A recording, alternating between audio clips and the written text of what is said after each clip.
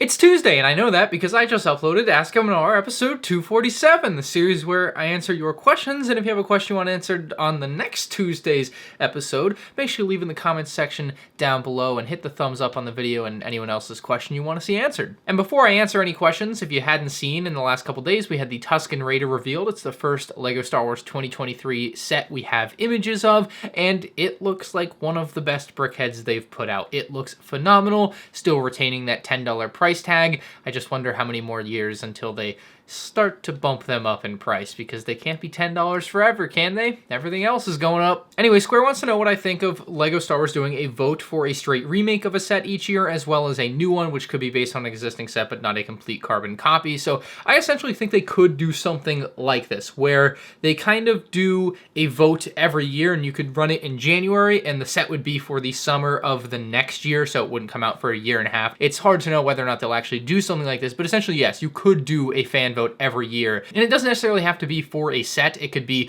for a set or for a given minifigure in a set, or maybe you're picking the poly bag or the May 4th promo. I mean, there's so many different things they could do to engage the community and actually interact with the community, which LEGO Star Wars doesn't do outside of the handful of fan votes that they've done in its long history. So it would be a great way to kind of engage the community. There are certainly downsides to that sort of thing, because you know how internet polls and fan votes go, but that's kind of the fun of it, right? Like, you do a fan vote and the fans get riled up about it. That's the idea. So there's that, and then the other way they could approach it is they have these things for Star Wars with Hasbro where you can essentially fund an idea, and so something like Jabba's sail barge, I think, was one of them. I think recently there was a Black Series Rancor that you could fund, and so as it gains more backers for this project, basically Hasbro tacks on additional items that you get with what you're buying, and I think you can only buy it if you buy it during that phase. So Lego Forma is something that Lego has done that's similar to that, where they did a backer thing. Basically, they were like, hey, we need people to back this project so that we can make it. We need 5,000 people to back it or we can't make it.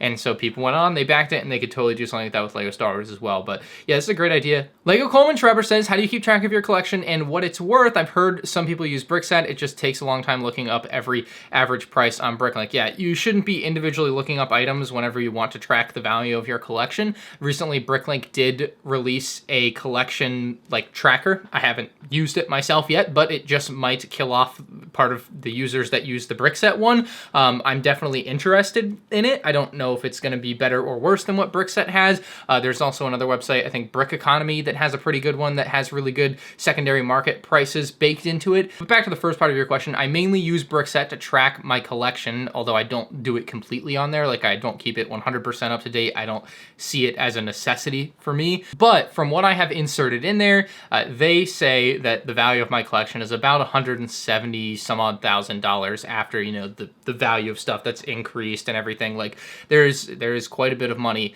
into that, and it's a lot, like, no question.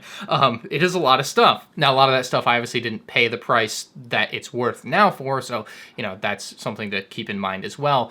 But what Brickset doesn't have there, right? Like, that's not my full picture of my collection, because what's there is just the sets that I bought. It doesn't include the other 180 332nd Troopers that I have sitting in a bin back there, and that's a pretty penny, probably a couple $1,000s of figures, which is insane to me, but that's what it is, right? It doesn't include some of the stuff that I have in my storage unit that are kind of investment purchases at this point that include more 332nd Troopers, because I see that as potentially a good investment for myself down the line, so I kind of wanted to dabble in that. It also certainly doesn't include the value of things like my New York Yoda on the shelf back there, or the first ever Lego Star Wars set that I bought recently. That's just not a thing that's on Brickset that they have a valuation for. So there are some things that just aren't included in there. So the number is obviously higher than what it says on the website, which is just kind of mind-numbing to me. Like, it's a lot of money tied up in some plastic. But yeah, you asked, and I feel like this is a question I don't know if I've ever answered. I think I have kind of avoided the what is your collection worth question, because I don't like to think about it. I don't like to just be like, yeah, this is how much it's worth monetarily,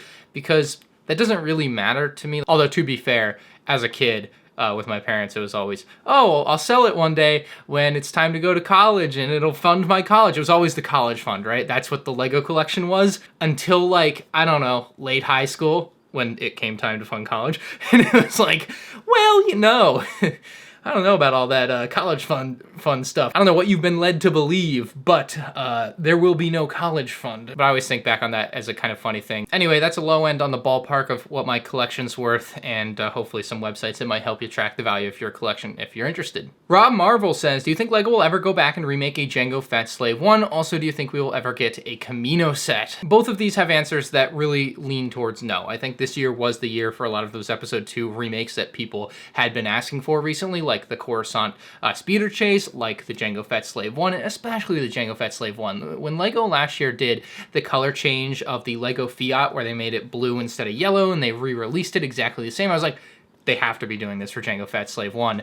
From the Boba Fett Slave 1, you just do a color swap, you change out the figures, and you've got a brand new set that's ready to go, and you don't even have to do all the back-end design work. You're just changing colors because it's the exact same ship. It's kind of insane how easy of a money print it is, but apparently they just didn't want to do that, which is lame. But it's also worth saying that just because it's not the anniversary or something doesn't mean they can't make it. Like, they very well could make a Jango Fett Slave 1 next year. Like, you just never know with that sort of stuff, and it's definitely a play-it-by-ear kind of thing. So as far as that goes, I can't give you a very optimistic answer. I am very much looking forward on Saturday this week. I'm going to be releasing a review of Republic Bricks' Camino with Jango Fett Slave 1 set, so maybe that's something you're interested in. It's pretty expensive though, and I still don't think LEGO will ever make a big Camino set like people want, and by what people want in this case, I think the people that want a big Camino set are a very small fraction of people. It's the people in the internet comments in the realest sense. It's not like this set would sell well outside of like the really hyper-focused crowd of Star Wars prequel fans. The Camino set doesn't do well outside of that, and that's the unfortunate truth. I think Geonosis maybe has a chance, you know, more so, but Camino I think I am very down on. Maybe one day we'll get a $30 playset, something random if you count that, but like, it's just not going to happen. Joey's Lego Journey says, is it worth taking the risk of changing the faded arms on my 2003 Cloud City Lando because of the possibility of cracking, or should I leave them be? Yeah, if you got an older figure and you're trying to change out the arms, I would say absolutely not. You know, if it's not valuable, yeah, go wild. But if it's a valuable figure, Cloud City Lando, Cloud City Boba Fett, Cloud City Luke Skywalker, you name old figure Jedi Bob, if the arms crack or something happens, unless you really want to take a risk, it's also the sort of thing that maybe you could just go out and sell and, you know, eat the difference in cost and buy a new one that's in better condition. You know, maybe it'll cost you $100 to have a nicer looking figure, but if that's what you really want, then that's probably the way you should do it, because I think if you crack that torso, you're screwed, and that's very likely what would happen if you tried to pull the arms off one of those old figures. I just wouldn't risk it, although I know that can be expensive, so maybe it is worth the risk for you because it would be expensive. Zach D says, what are the sets, in your opinion, that define each era of LEGO Star Wars? And you have to kind of define the eras of LEGO Star Wars for this as well, and I think there are 4 or 5 of them. You have 1999 to 2004. That's when the figures had yellow heads, and once 2005 arrived, obviously they changed over to flesh tones. And if we're talking that classic era, you have to think classic sets like the 7140 X-Wing, the first ever X-Wing. It's a really simple design, but probably one of the better 1999 sets, and because it's the X-Wing, it's an instant classic and iconic to that era. I also look at a set like 2003's Cloud City for obvious reasons, given its insane value and just legendary status amongst LEGO Star Wars fans as a set that kind of defines the era. And our next era is kind of what I would call the golden age for a lot of people, 2005 to 2014, and you could certainly split it into 2 eras, kind of 2005 to 2007, and then you can do 2008 to 2014, which would be kind of the Clone Wars era, but I just kind of want to lump them all into one as kind of the golden age. But there's some obvious sets that have to define this era. The 10143 Death Star 2, just one of the biggest UCS sets ever, and certainly at the time, I think it was the biggest set they had ever released. The 2007 UCS Millennium Falcon can't not be mentioned for the golden era of LEGO Star Wars. I don't know if it's personal bias or not, but the 8014 Clone Walker Battle Pack for 2009 is the iconic battle pack to me. Kind of skipped the 2007 MTT there, kind of showing LEGO designers at the height of their powers in that time. Like, that's about as great a playset as you can make. And then to me, the rest of that era is just sustained greatness. Those 2010, 11, 12, 13, 14 years,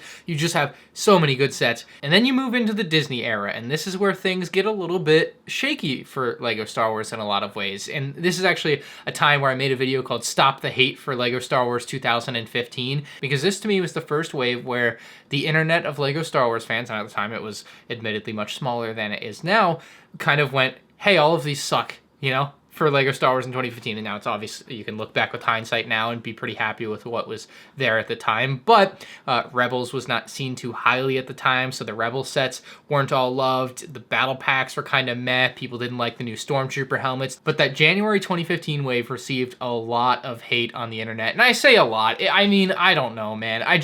I made a video called Stop the Hate, so you know it had to be serious if I was shilling for Lego Star Wars.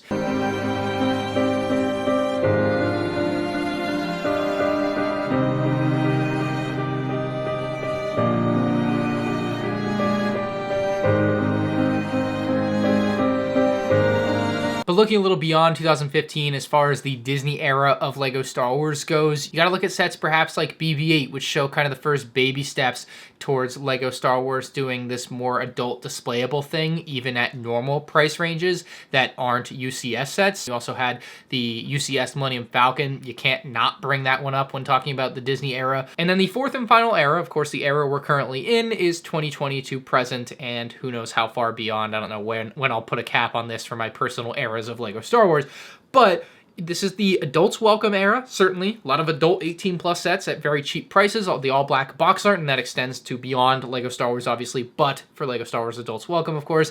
We have the we now listen to the fans kind of thing with the 501st Battle Pack, which was great, and the, oh, but why would we make it perfect when we can do worse and you'll still pay for it? Like in the 501st Battle Pack, doubling the price of the Battle Pack just because consumers wanted it was really kind of a dirty play. I love the set. I bought a lot of them. I cannot say I didn't, but you can also look at the other side of it and see how kind of dirty that was from Lego to maximize the profit on the fans that were just excited about buying their product. It's kind of absurd. I guess it's also kind of the Disney Plus era if you want to throw a fourth little tag onto what this era is kind of defined by. But if you look at that first tag of adults welcome, you could look at a set like the UCS AT-AT or any of the helmet sets kind of define that subsection. If we're talking about the, hey, now we listen to the fans, I think the 501st Battle Pack is certainly what you have to look at for that. And the we can't get out of our own way freight train of a basketball team turning the ball over 20 times, it has to be the ATT with the terrible misprinted clones. It's like, look at the greatness we could have, but we were this close. Maybe it's the we're on the verge of greatness era. I don't know, man. Like, it's the small mistakes that kill me with a lot of these sets now that just didn't seem to be present in the past. Brandon says, since the UCS Star Destroyer is now out of stock, is it retired? Is there anywhere right now that I can buy it for retail, or do I have to buy it on eBay for $200 more than retail before the price goes up even much? I see we are learning a very valuable lesson today, fellas. Yes, essentially, the way Lego sets retire, as I've kind of tried to explain the best way I can, is it's not like a Netflix series. It's not like one day The Office was on Netflix and the next day it wasn't. It's, you know, you might see it in the store yesterday, you might not see it in the store tomorrow, and they're not getting another shipment a week from now because they got their last shipment 3 weeks ago, and whatever was left and it's gone. And the Star Destroyer, as far as I can tell, sold out at every retailer. It was on Best Buy, it was on Target, Walmart, Lego, Shop Disney, I had checked. So I think pretty much everywhere that was carrying it is completely out of stock, but your options are certainly limited when it comes to that set at this point. It is retired, more or less. It seems like you're willing and able maybe to buy it for that $200 extra, and I would advise that at this point. It seems like the time is now or never, and the price will probably only continue to rise. Trenton in New Jersey says, in episode 246, you said that there are very few sets worth less than what they were when released. I know this is a dumb question, but what are some of them? There's no such thing as a dumb question. I'm not 100% sure, but I would like to think there is kind of a line in the sand you can draw somewhere around 2015, where anything prior to that is worth at least 1% more than what it was at retail. And then from 2015 on, it's been a bit shaky. There have been some sets that have skyrocketed in value after retirement. Do not get that wrong.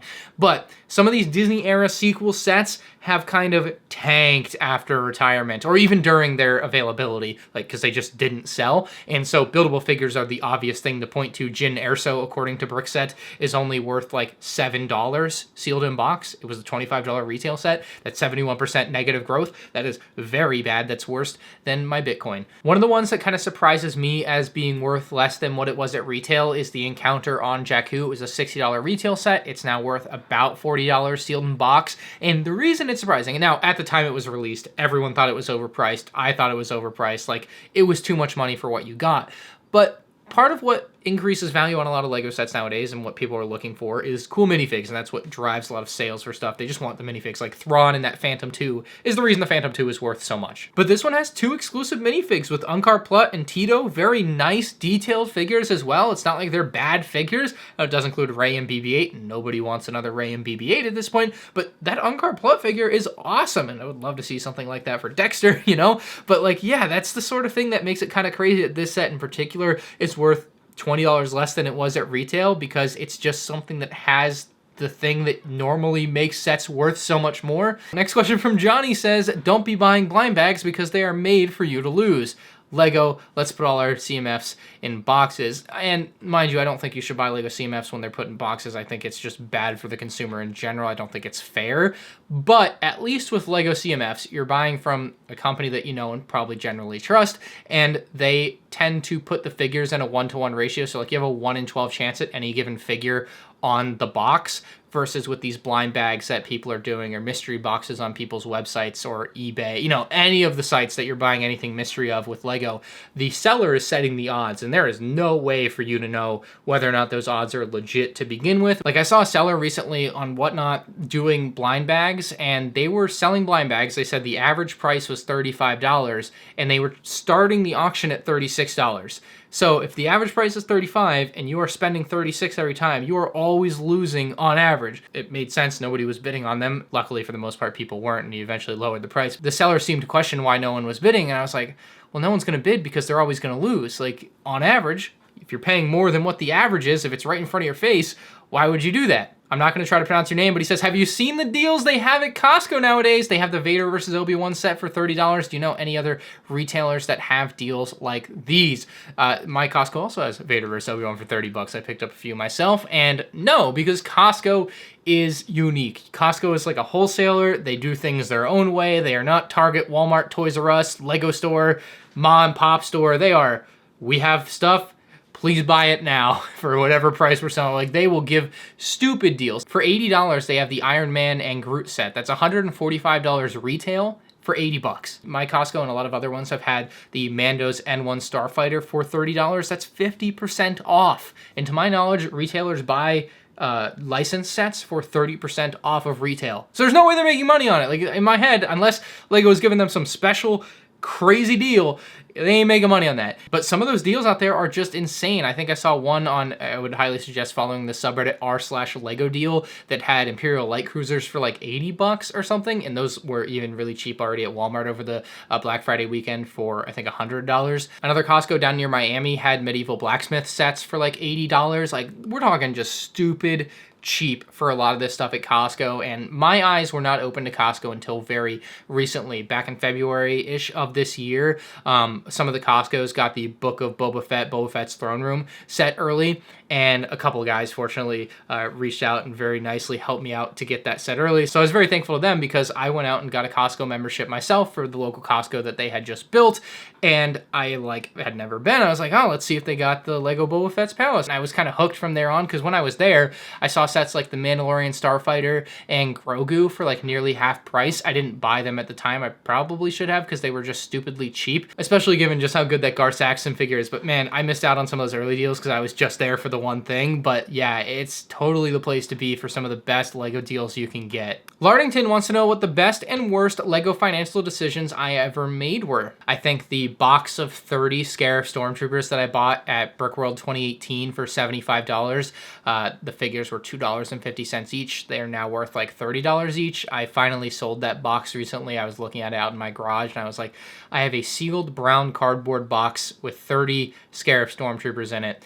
That are worth like $1,000 now, and I only paid $75, and I'm like, dude, what am I doing? This is sat out in my garage for 5 years. I'm selling this. I sold it for a little bit less than it was worth to a friend of mine. I literally told him, I was like, name your price. He's like, I don't want you to lose money. I'm like, I can't lose money. Like, I bought this way too cheap, and I should have bought way more because I'd be a millionaire if I had, right? Like, it was the stupid cheapest thing I'd ever bought, you know? As far as bad Lego decisions for money on the channel, I've made a couple recently. One, I bought a $250 foosball table that was garbage. garbage and I had to throw out because it just couldn't go together. But not as bad as the $2,000 that I spent on the real Lego Masters video that I put out recently. It hasn't cracked $500 of revenue, which would be only a quarter of the money. Obviously with YouTube, videos can do well over time, and I don't usually look at videos on a one-by-one basis of whether or not the individual video makes money. I'm just looking at the channel on the whole. But that video in particular, as of right now, is like negative $1,500. Mud says, will you splurge for the $500 Columbia Star Wars Republic parka and give it a review? Bro, I'd love to, but that's besides the point because I live in Florida and there is no way in crap that I would spend $500 on winter gear. I don't own $500 total in winter gear. I live in Florida,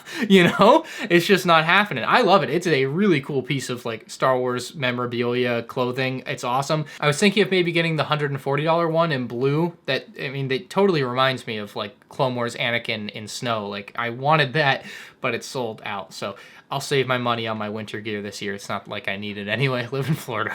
Anyway, if you have a question on answer in next week's episode, leave in the comments section down below. And again, make sure you turn on notifications for 2023 LEGO Star Wars sets.